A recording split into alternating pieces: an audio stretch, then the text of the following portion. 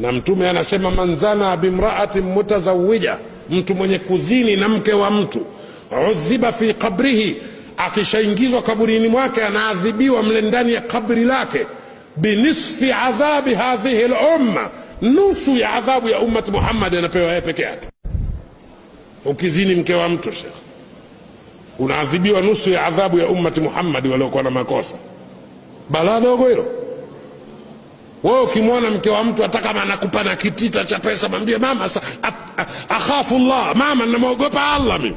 Mwambie hivi, naomba amani mama, namuogopa Mungu. Kataa.